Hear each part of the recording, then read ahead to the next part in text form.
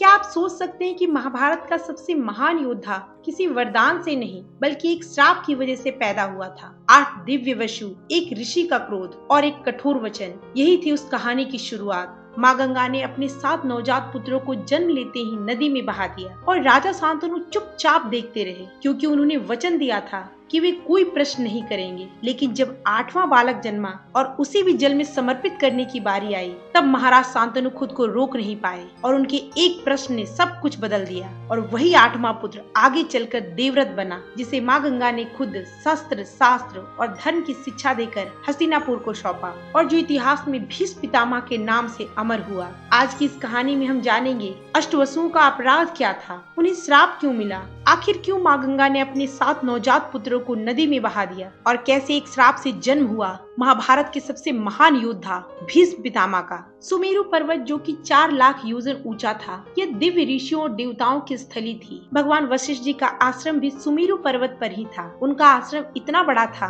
कि उसकी शोभा एक साथ 6 ऋतुएं बढ़ा रही थी। किसी उपवन में बसंत ऋतु तो किसी उपवन में शरद ऋतु। स्वादिष्ट फल, बेहद सुंदर सुंदर फूल अनगिनत मात्रा में उपलब्ध थे। परम ज्ञानी, परम तपस्वी वशिष्ठ जी के आश्रम में ये सब होना कोई बड़ी बात नहीं थी। वशिष्ठ जी हर वक्त साधना में लीन रहते थे। उनके पास एक गाय थी, सुरभि। उससे एक गाय प्रकट हुई थी, नंदिनी। नंदिनी कोई साधारण गाय नहीं थी। जिस चीज की कल्पना करो, नंदिनी उस चीज को प्रकट कर सकती थी। जो भी उसका दुग्ध पान कर ले, वो कभी भी बीमार नहीं हो सकता था। उसे हजारों वर्षों तक बुढ़ापा नहीं आ सकता था। नंदिनी के मात्र दर्शन कर लेने से सारे अशुभ कर्म टल जाते थे। दर्शन करने वाला का परम मंगल होता था। एक दिन अष्टवसु सुमेरु पर्वत पर भ्रमण कर रहे थे। उनमें से एक देववसु, उनकी पत्नी भी उनके साथ थी। देववसु ने अपनी पत्नी से कहा, ये जो वशिष्ठ जी के आश्रम में नंदिनी गाय है, वो बहुत ही दिव्य है। इसके सामने जो भी इच्छा करो वो पूरी हो जाती है। यह गाय अलौकिक है। इस तरह से वो नंदिनी गाय की सारी खूबियाँ अपनी पत्नी को बताने लगे। देववसु की पत्नी ने कहा, हमें तो इसकी आवश्यकता नहीं, क्योंकि हम वसु हैं। हमें तो स्वयं दिव्य शक्तियाँ हैं। पर पृथ्वी लोक में एक राजकुमारी मेरी सखी है। मैं चाहती हूँ नंदिनी गाय उसे मिल जाए, ताकि वो हमेशा स्वस्थ रहे, हमेशा युवा दिखे। देववसु बोले, आप ऐसा सोच भी कैसे सकती हैं? ये वशिष्ठ जी की गाय है। इसे तो यहाँ से ले जाने के बारे में सोचना भी पाप है। देववसु की पत्नी बोली, अगर आप मुझसे प्रेम करते हैं तो आपको मेरी इच्छा पूरी करनी ही होगी। देववसु की पत्नी की इच्छा को पूरी करने के लिए सारे वसुओं ने मिलकर नंदिनी गाय का अपहरण कर लिया। ये नंदिनी का अपहरण करके जा ही रहे थे, तब तक संध्या करके वशिष्ठ जी आए। देखिए, नंदिनी नहीं है। किसकी इतनी हिम्मत की कोई मेरी आज्ञा के बिना नंदिनी को यहाँ से लेकर जाए? तब वशिष्ठ जी ने ध्यान लगाकर देखा। उन्हें बड़ा आश्चर्य हुआ। ये वसु, जो कि देवताओं के द्वारा भी पूजनीय है, ऐसा कार्य कैसे कर सकते हैं? अष्टवसु नंदिनी को लेकर जा रहे थे, वही वशिष्ठ जी प्रकट हो गए। वशिष्ठ जी को देखकर सारे वसु घबरा गए। वशिष्ठ मुनि बोले, आपने तो मनुष्यों वाला काम किया है। ये चोरी का कार्य मनुष्य करते हैं। आप देवताओं से भी श्रेष्ठ वसुओं में ऐसी वृत्ति कैसे आ गई? मैं आप सबको श्राप देता हूँ। जाओ, जाकर मनुष्य लोक में जन्म लो। अष्टवसु घबराकर वशिष्ठ मुनि के चरणों में गिर गए। बोले, प्रभु, पता नहीं क्या हो गया था। इतनी बड़ी गलती कैसे हो गई? अब जब तक आप हमें माफ नहीं करेंगे, हमें शांति नहीं मिलेगी। वशिष्ठ मुनि बोले, मेरे मुख से निकला वचन मिथ्या नहीं हो सकता, पर मैं इतना कर सकता हूँ, तुम सब पृथ्वी लोक में जन्म तो लोगे, लेकिन एक साल में मुक्त होकर पुनः वसु स्वरूप को प्राप्त कर लोगे। लेकिन देववसु, तुम अपनी पत्नी के राग में आकर ऐसा किए हो और सारे वसुओं को भी ऐसा करने के लिए प्रेरित किए। इसलिए सारे वसु तो एक वर्ष में मुक्त हो जाएंगे, लेकिन तुम्हें पूरा जीवन मृत्यु लोक में रहना होगा। तुम्हें दीर्घ काल तक मनुष्य योनि का दुख भोगना होगा। देववसु ने कहा, प्रभु, आप ऐसी कृपा करो कि जिसकी वजह से ये सब हुआ वो मुझे पृथ्वी लोक पर प्राप्त ना हो। कहने का मतलब ये था कि पृथ्वी लोक में मेरा कभी ब्याह ना हो और कभी भी किसी स्त्री का संयोग प्राप्त ना हो। वशिष्ठ जी बोले, तथास्तु। अब सारे वसु सोचने लगे, पृथ्वी लोक में जन्म लेने के लिए माँ की आवश्यकता होगी, पर कोई साधारण स्त्री हमें गर्भ में धारण नहीं कर सकती। फिर हमारी माता कौन होगी? ये सामर्थ्य बस भगवती गंगा में है। सारे अष्टवसुओं ने भगवती गंगा का ध्यान किया। गंगा जी प्रकट हो गयी। सब हाथ जोड़कर बोले, माँ, हमें वशिष्ठ मुनि का श्राप मिला है कि जाओ, तुम मृत्यु लोक में मनुष्य योनि प्राप्त हो, और पृथ्वी लोक की किसी भी स्त्री में इतना सामर्थ्य नहीं कि हम वसुओं को अपने गर्भ में धारण कर सके। आप हम पर कृपा करें, हमारे कल्याण के लिए हमें गर्भ में धारण करें।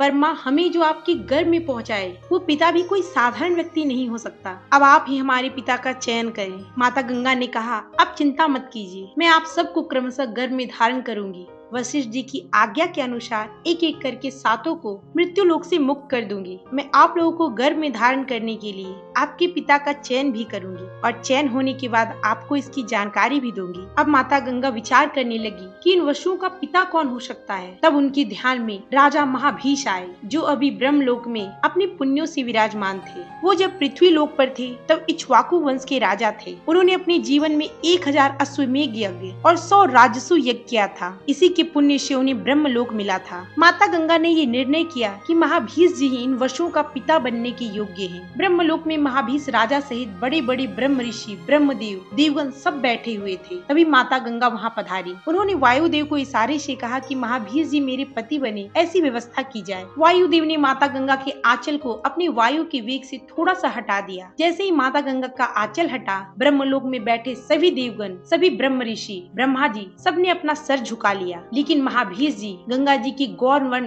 अपार सौंदर्य को देखते रह गए। ब्रह्मा जी ने देखा सारे ब्रह्म ऋषि, सारे देवगण अपना सर झुकाए हैं, पर महाभीष जी भगवती गंगा को और गंगा जी महाभीष जी को देख रही हैं। ब्रह्मा जी ने कहा, आप दोनों ने ब्रह्मलोक की मर्यादा तोड़ी है। महाभीष जी की ओर देखकर बोले, ऐसा कैसे हो सकता है? भगवती गंगा का आंचल हटे और आप सर ऊंचा करके देखते रहे। आप मृत्यु लोक में जाओ, आप यहाँ रहने का अधिकार खो चुके हैं। और गंगा माता से बोले, आप इनको क्यों देख रही थी? आप भी मृत्यु लोक में जाओ और पति के रूप में महाभीष जी का वरण करो। ये सारी योजना तो माता गंगा की ही थी, क्योंकि उन्होंने वसुओं के पिता के रूप में महाभीष जी का चयन किया था। महाभीष जी दुखी होकर ब्रह्मलोक से नीचे आ रहे थे। माता गंगा ने उन्हें बीच में रोक कर कहा, आप चिंता मत कीजिए, आप जहाँ थे आपको उससे भी ऊंचे पद पर पहुँचाने का विधान किया जा रहा है, अर्थात आपको ब्रह्मलोक से भगवत प्राप्ति की ओर भेजा जा रहा है। मृत्यु लोक में आपके पुत्र के रूप में कोई साधारण नहीं, अष्टवसु आ रहे हैं, पर मैं जो भी आपको बताई हूँ आप मृत्यु लोक में जाकर भूल जाएंगे। आप खुश होकर जाइए, सब कुछ मेरी योजना से हो रहा है। पृथ्वी लोक पर महाराज प्रदीप थे, जिन्होंने हरिद्वार में गंगोत्री में बैठकर हजारों वर्षों तक तपस्या की। उनकी तपस्या से खुश होकर माता गंगा उनकी दाहिनी जांघ पर गोद में आकर बैठ गई और बोली, मैं तुम्हारी तपस्या से बहुत प्रसन्न हूँ, तुम जो चाहो वो प्राप्त कर सकते हो। प्रदीप बोले, आप मेरी गोद में जहाँ बैठी हैं, वो स्थान या तो पुत्री और या तो पुत्र वधू का होता है। माता गंगा बोली, ठीक है, मैं तुम्हारे घर में तुम्हारी पुत्र वधू बनकर आऊंगी। महाराज प्रदीप ने कहा, ओह भाग्य हमारे। माता गंगा बोली, मैं तुम्हारी पुत्र वधू तो बनकर आऊंगी, पर अपने पुत्र को पहले ही बोल देना कि वो मुझसे कभी भी कोई प्रश्न न पूछे कि तुम कौन हो, कभी भी इस बात पर प्रश्न न करे कि तुम क्या कर रही हो, तुम्हारा उद्देश्य क्या है। किसी काम में कोई रोक टोक नहीं। अगर तुम्हारे पुत्र ने कभी भी मुझसे कोई प्रश्न किया, कभी भी मेरे किसी कार्य में हस्तक्षेप किया, तो मैं उसी समय उसका त्याग कर दूंगी, पर जाते जाते भी उसका महामंगल करके जाऊंगी। जब आप पुत्र प्राप्त कर लेंगे और आपके पुत्र की ब्याह की आयु हो जाएगी, तब उसे ये सारी बात बता देना और उससे ये भी कहना कि मैं उसे अचानक आकर मिलूंगी। इतना कहकर माता गंगा प्रदीप जी की गोद से अंतर ध्यान हो गई। काफी समय तक प्रदीप जी के कोई संतान नहीं हुए। फिर महाभीष जी उनकी पत्नी के गर्भ में आए। महाभीष जी का जन्म हुआ। ये जन्म से ही भगवतीय शोभा से संपन्न थे। इनके जन्म से ही सबके हृदय में अजीब सी शांति थी, इसलिए इनका नाम शांतनु रखा गया। अब ब्रह्मलोक से आए महाभीष जी का जन्म पृथ्वी लोक पर शांतनु के रूप में हो चुका था। शांतनु जी को बचपन से ही गंगा नदी से विशेष लगाव था। ये ज्यादातर समय गंगा नदी की धारा के किनारे घूमते रहते। जब ये यौवन अवस्था में पहुँचे तो उनके पिता प्रदीप जी ने उन्हें सब कुछ बता दिया था। एक दिन जब ये गंगा नदी के किनारे टहल रहे थे तो अचानक उन्हें पीछे से नुपुरों की ध्वनि सुनाई दी। मुड़कर देखे तो दिव्य सुंदरता, दिव्य तेज, अत्यंत सुकोमल, गौरांग, पवित्र गंगा जी खड़ी हैं। वो भगवती गंगा की ओर मोहित होकर बढ़ने लगे, पर उन्हें ये पता नहीं था कि ये भगवती गंगा है। उन्हें अपने पिता की कही गई ये बात याद आई कि अगर तुम्हें कभी कोई सुंदरी मिले और अगर तुम्हारा आकर्षण उसकी ओर हो तो तुम उससे ये कभी मत पूछना कि तुम कौन हो, तुम क्या कर रही हो। शांतनु जी ने कहा, अगर आप वही सुंदरी हैं जिनके बारे में मेरे पिता ने मुझे बताया था, आपके किसी भी कार्य में कभी हस्तक्षेप नहीं करूंगा, पर अगर आप वही हैं तो मैं आपको स्वीकार करता हूँ और आप भी मुझे स्वीकार करें। माता गंगा बिना अपना कोई परिचय दिए शांतनु जी के साथ चली जाती हैं। उस समय महाराज शांतनु हस्तिनापुर के चक्रवर्ती सम्राट बन चुके थे। भगवती गंगा को अपने रथ पर बिठाकर महल ले जाते हैं। गंगा जी के साथ इनका महल में ब्राह्मणों के द्वारा पानी ग्रहण संस्कार किया जाता है। कुछ समय के बाद माता गंगा और शांतनु जी का एक पुत्र प्रकट होता है। महल में आनंद का उत्सव था। माता गंगा अपने पुत्र को गंगा की धारा में प्रवाह करते हुए बोली, तुम्हें याद होना चाहिए कि तुम साधारण बालक नहीं बल्कि वसु हो। वशिष्ठ जी के श्राप के कारण पृथ्वी लोक में तुम्हें पैदा होना पड़ा। जाओ, मैं तुम्हें श्राप से मुक्त करती हूँ। अपनी वसु स्वरूप को प्राप्त कर लो। और बहुत प्रसन्न होकर वापस लौटी। महाराज शांतनु को बहुत दुख हुआ। पहला पुत्र और उसकी हत्या मेरी पत्नी के द्वारा। इसी तरह से 7 पुत्र प्रकट हुए। सातों को माता गंगा ने अपनी धारा में प्रवाह कर दिया, पर शांतनु जी ने शर्त के अनुसार उनसे कोई प्रश्न नहीं पूछा। पर जब 8वां बालक प्रकट हुआ,